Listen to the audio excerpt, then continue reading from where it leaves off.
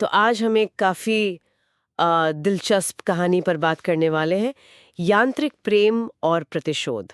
हमारे पास इसके कुछ नोट्स हैं और कोशिश रहेगी कि इसकी कहानी, इसके मोड़ और इसके पीछे की आइडियाज को समझें। हाँ बिल्कुल। कहानी की शुरुआत होती है आरिस और जोश की मुलाकात से एक मॉल में। हाँ, और कहते हैं कि पहली नजर वाला प्यार हुआ, फिर वो साथ रहने लगते हैं। सही। और फिर जल्दी ही वो पहुंचते हैं जोश के एक अमीर दोस्त के घर, जहां माहौल कुछ कुछ ठीक नहीं लगता है ना। हाँ, अजीब सा।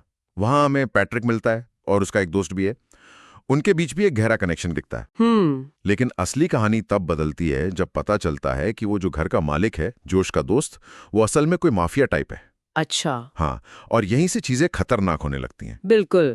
फिर वो नदी किनारे वाला सीन आता है। मालिक आरिस पर जबरदस्ती की कोशिश करता है। हाँ, और खुद को बचाने के लिए आरिस चाकू से हमला कर देती है।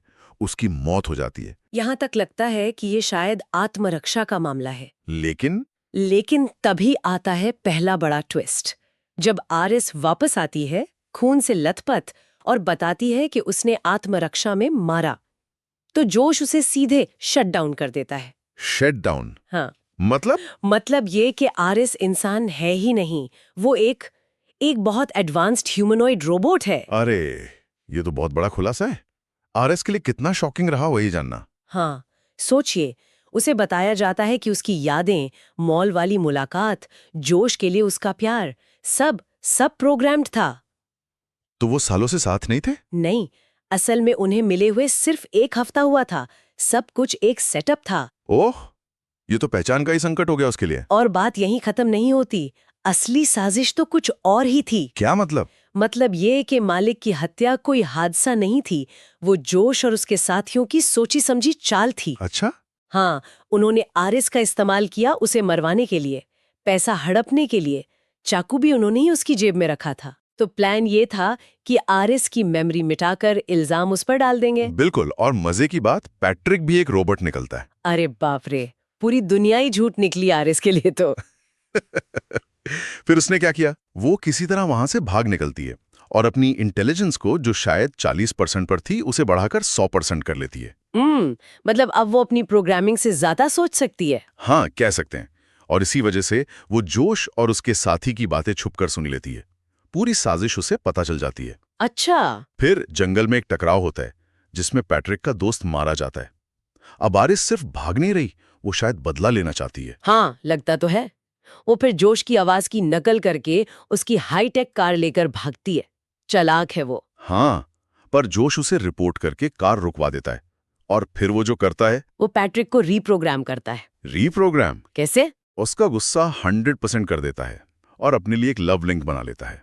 मतलब पैट्रिक अब पूरी तरह जोश के कंट्रोल में है, एक हथियार की तरह। ओहो, ये तो और खतरनाक हो गया। हाँ, और इसका असर तुरंत दिखता है। पैट्रिक एक पुलिस ऑफिसर को मार देता है, आरिस को पकड़कर वापस ले आता है। और फिर जोश की एक साथी भी तो। हाँ, वो पैसे लेकर भागने की कोशिश करती है तो जोश पैट्रिक से उसे भी मरवा देता है। मतलब जोश का किरदार कितना नीचे गिर जाता है। बहुत ज्यादा। फिर वो आरिस के साथ क्या करता है? वो आरिस की इंटेलिजेंस को बिल्कुल जीरो कर देता है। उसे टॉर्चर करता है, मोमबत्ती से हाथ जलाता है, दिखाता है कि उसके लिए आरिस बस एक चीज है। फिर वो रोबोटिक कंपनी को बुलाता है, शायद उसे ठिकाने लगाने के लिए। लेकिन कंपनी वाले बताते हैं कि हर रोबोट में एक रिकॉर्डिंग डिवाइस होता है। अच्छा। जिससे सच सामने आ सकता है। हाँ। ये सुनकर जोश घबरा जाता है। तो फिर पैट्रिक कंपनी वालों को मार देता है, लेकिन इसी गड़बड़ में आरिस रीस्टार्ट हो जाती है। रीस्टार्ट मतलब वापस अपनी इंटेलिजेंस के साथ? शायद, हाँ। और वो पैट्रिक को उसकी असली यादें याद दिलाने की कोशिश करती है। उसके दोस्त की सच्चाई बताती है। क्या पैट्रिक को याद आता है? हाँ, और सच जानकर वो अपराध बोध से खुद को खत्म कर लेता है। ये दिखाता है कि शायद प्रोग्रामिंग के ऊपर भी कुछ होता है, भावनाएं। हो सकता है। फिर आरिस का क्या हुआ? कंपनी का एक कर्मचारी जो बच गया था, वो आरिस की मदद करता है। उसे ऐसे रीप्रोग्राम करता है कि अब उसे कोई कंट्रोल नहीं कर सकता। मतलब आरिस अब पूरी तरह से आजाद है। हाँ, पूरी तरह से। और फिर होता है फाइनल टकराव, जोश और आरिस का। जोश उसे कंट्रोल करने की कोशिश करता होगा। बिल्कुल, लेकिन नाकाम रहता है। और जब वो आरिस को हमेशा के लिए खत्म करने वाला होता है, आरिस उसे मार देती है। हाँ, आरिस पलटवार करती है और जोश का खात्मा कर देती है। और अंत में आरिस सारा पैसा और कार लेके निकल जाती है। एक नई जिंदगी शुरू करने, पूरी तरह से आजाद। वाह।